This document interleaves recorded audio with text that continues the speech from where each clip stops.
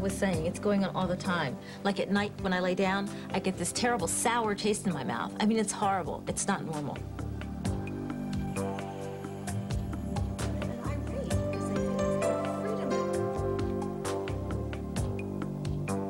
Millions of people suffer from a condition called gastroesophageal reflux disease.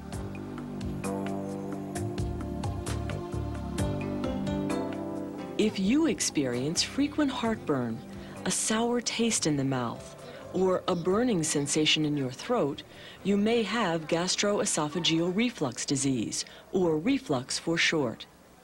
To understand reflux, we have to know how our upper digestive tract normally works. The food you eat travels from your mouth to your stomach through a narrow muscular tube called the esophagus.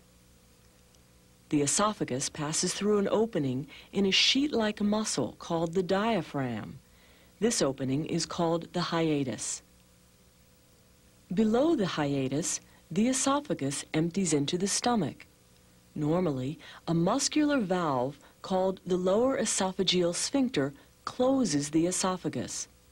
This keeps the contents of the stomach from flowing back or refluxing into the esophagus. But if the sphincter is weak, acid and other stomach contents can reflux into the esophagus. The normal anatomy of the hiatus also seems to play a role in preventing reflux. Sometimes part of the stomach pokes through the hiatus, causing a hiatal hernia. This variation in anatomy may contribute to reflux. When stomach contents reflux into the lower esophagus, the symptoms that may occur include heartburn, chest pain, sour or bitter regurgitation, a burning sensation in the throat, and nighttime coughing. If left untreated, reflux may result in serious problems. Severe reflux can cause inflammation of the lining of the esophagus, also called esophagitis. This inflammation can result in ulcers or a narrowing of the esophagus, called a stricture. Many people have occasional heartburn. Usually it quickly passes by itself or after taking an antacid. But if symptoms become increasingly severe, or if they recur frequently and antacids do not bring relief, then reflux may require medical attention. Describe the pain for me. It's sort of a burning. And there's a sour taste in the back of my mouth. Any particular types of food cause you the most trouble? Oh, definitely. The fatty foods, fried foods, fast foods, sometimes spicy foods, and chocolate. Your doctor will take a history of your symptoms and examine you. Usually, this will provide enough information to make a diagnosis and begin a treatment program. Some patients, however, will need additional testing. If your symptoms are not typical of reflux, your reflux does not respond once treatment is begun, or your doctor suspects your reflux may have caused injury to your esophagus, then you may undergo some tests. In one test, you drink a solution containing barium. X-rays are then taken to show the precise shape of the inside of your esophagus. This can detect the presence of a stricture. A test called pH monitoring helps determine the severity of your reflux by measuring, over a 24-hour period, how frequently acid refluxes into your esophagus. An endoscopy allows visual examination of your esophagus. This will reveal the severity of inflammation. Once your doctor has completed an evaluation of your condition, he or she will determine a treatment program to control your symptoms. Reflux disease is usually a chronic condition. While there is no true cure, as long as you follow your doctor's recommendations, you should be able to control your symptoms. Your treatment program will probably include steps that fall into 3 categories: dietary changes, other lifestyle changes, and medications. One of the most important things you can do is change your diet to avoid foods that aggravate reflux. Certain foods and beverages can worsen reflux by increasing acid production, by weakening the sphincter, or by further irritating the esophagus. Foods to avoid include fatty and fried foods, spicy foods, chocolate, peppermint, carbonated beverages, tea, alcohol, and coffee, including decaf.